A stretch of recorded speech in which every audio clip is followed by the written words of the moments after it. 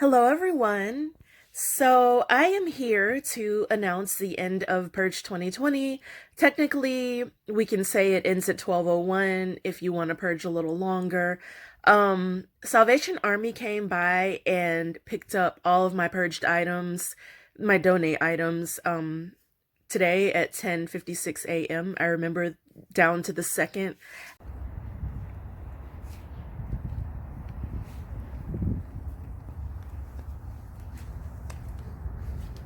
Actually, I didn't even know they were here. They were so discreet.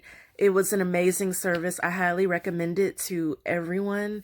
Seamless. I booked it online. They came, they gave me a window. They came like within an hour of the start time for that window. And it was just amazing. I didn't even leave my bags in the right place because I forgot that today would be trash day, and I told them I would leave them out front, but I didn't want the garbage pickup people to take my donated items.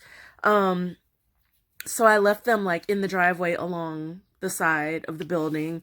And yeah, like nobody called, nobody, rang the doorbell, none of that stuff. They were able to just pick up the items, and I mean, it was amazing. I was so happy.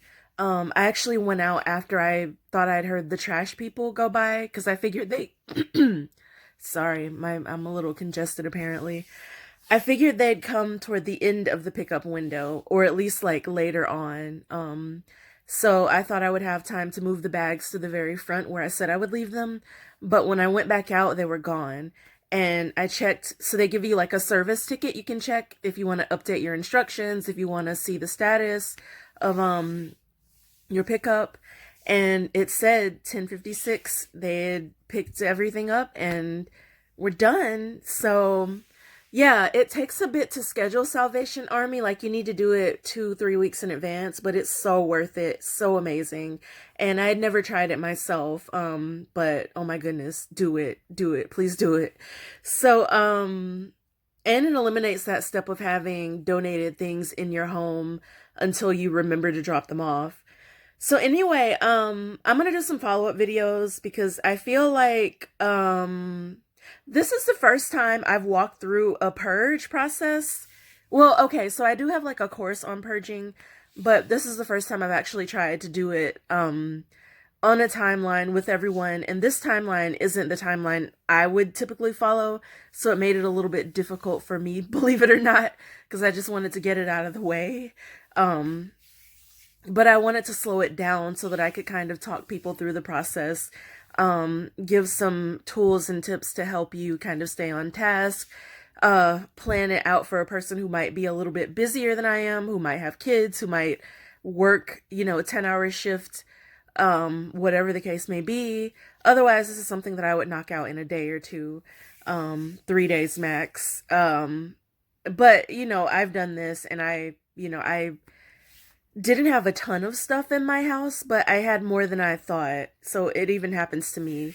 So every time I purge, I learn something. I'm going to do some follow-up videos sharing some things I've learned, also sharing some tips because I know not all of you were able to complete it on, the 3-week timeline. I'm going to say 3 weeks, not to shame you, but just to point out that you've had 3 weeks to do this.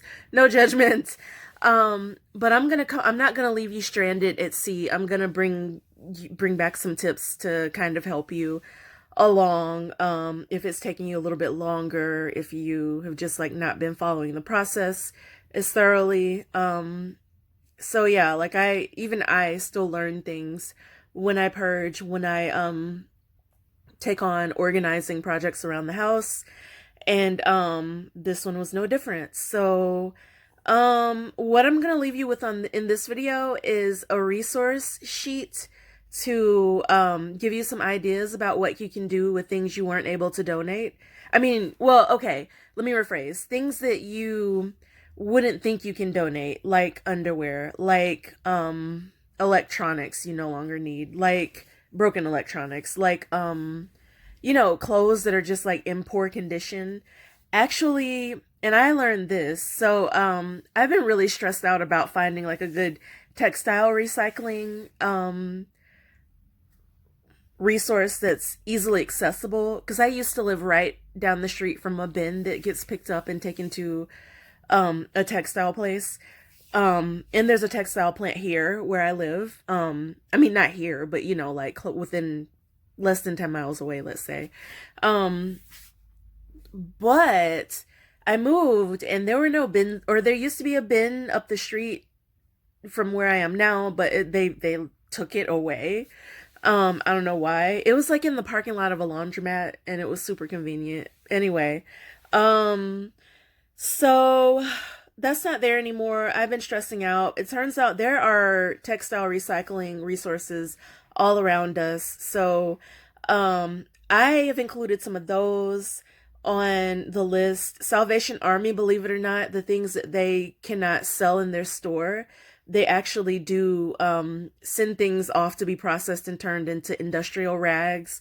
So don't worry about sending them tattered clothing. Same with Goodwill, actually. And if things can't be turned into rags, they'll send them overseas to be sold. You know, if people overseas want to doctor them up or turn them into, you know, rags or whatever they do over there, to be sold in the overseas market. So they don't end up in a landfill. There are some people, I will tell you, that say that they recycle, but they do end up just like putting them in a landfill or, you know, whatever, doing things you don't intend with them. Um, in addition to that, H&M is a good resource. Now, I don't shop at H&M, but they do take old clothes because they are committed to textile recycling. I believe Eddie Bauer, which I didn't put on the list, but I believe Eddie Bauer does the same. I'm gonna double check that for you.